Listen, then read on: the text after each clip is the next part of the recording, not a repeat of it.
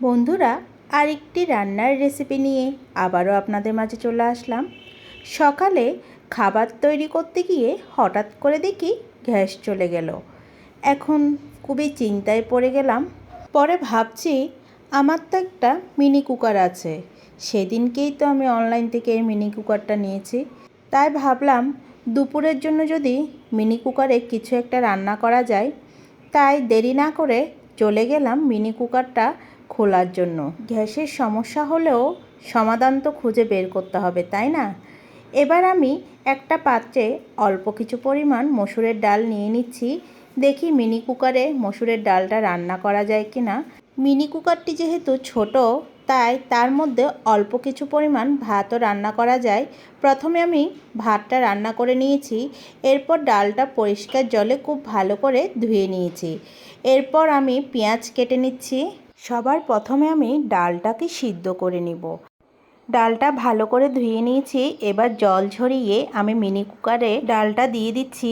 এর মধ্যে স্বাদ মতো লবণ দিয়ে দিয়েছি, আর সামান্য একটু হলুদ গুঁড়ো দিয়েছি, আর পেঁয়াজ কুচি দিয়েছি। সামান্য একটু সরিষার তেল দিয়ে ডালটাকে ভালো করে মেখে নিচ্ছি। সবগুলো উপকরণ ডালের সাথে ভালো করে মিশিয়ে নিয়ে এর মধ্যে দিয়ে দিচ্ছি পরিমাণ মতো জল। এবার ঢাকা দিয়ে আমি ডালটাকে সিদ্ধ করতে বসিয়ে দিয়েছি। ডালটা সিদ্ধ হতে হতে এখানে আমি 3 টুকরো মাছ নিয়েছি।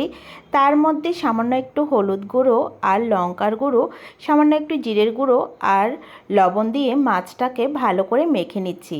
এর মধ্যে সামান্য একটু সরিষার তেলও দিয়ে দিয়েছি। এবার মাছটাকে ভালো করে মশলার সাথে মেখে নিচ্ছি।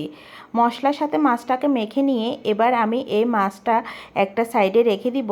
দেখুন, এদিকে কিন্তু ডালটাও সিদ্ধ হয়ে গিয়েছে। এবার সিদ্ধ ডালটাকে একটা পাত্রে ঢেলে নিচ্ছি। এর মধ্যে আবার সেম মিনি কুকারে আমি সামান্য একটু তেল দিয়ে দিয়েছি। এবার মাছটাকে আমি লাল লাল করে এপিট ওপিট ভেজে নিব। প্রথমে ভেবেছিলাম এই মিনি কুকারে কি সত্যিই রান্না করা যাবে। এই মিনি কুকারটাতে খুব সুন্দর রান্না করা যাচ্ছে। দেখুন, মাছটাও কত সুন্দর ভাজা হয়ে গিয়েছে। মাছটা ভেজে নিতে নিতে এখানে আমি একটা প্লেট নিয়েছি। আগেই মিনি কুকারে অল্প কিছু পরিমাণ ভাত রান্না করেছিলাম, সে ভাতটা আমি প্লেটে নিয়ে নিয়েছি। এবার মাছ ভাজাটা দিয়ে দিচ্ছি। এবার আমি মিনি কুকারে আলু ভাজা করে নিব। প্রথমে একটা আলু কেটে নিচ্ছি। কুচি কুচি করে আলুটাকে কেটে নিয়ে এবার পরিষ্কার জলে আলুটাকে আমি ধুয়ে নিব। খুব ভালো করে আলুটাকে ধুয়ে নিয়ে এবার আলুটাও আমি মিনি কুকারে ভেজে নিব। আলুটা আমার ধোয়া হয়ে গিয়েছে। একটা পেঁয়াজ কেটে নিচ্ছি।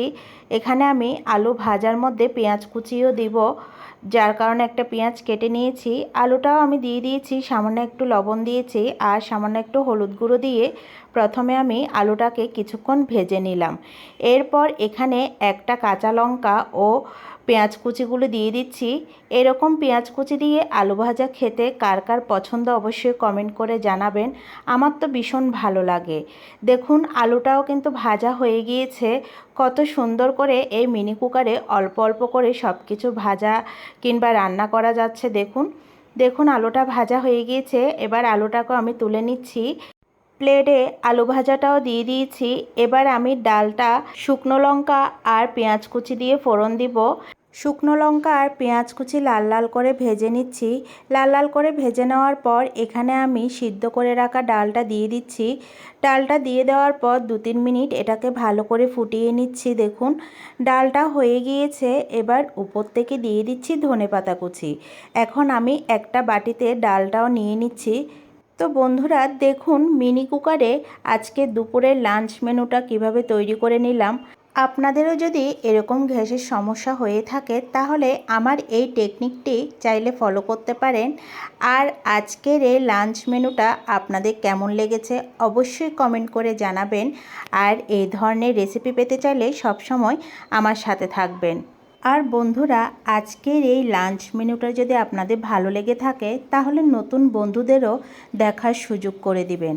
আজকের মতো বিদায় নিচ্ছি। নতুন আরও অনেক রেসিপি নিয়ে আপনাদের মাঝে আসব।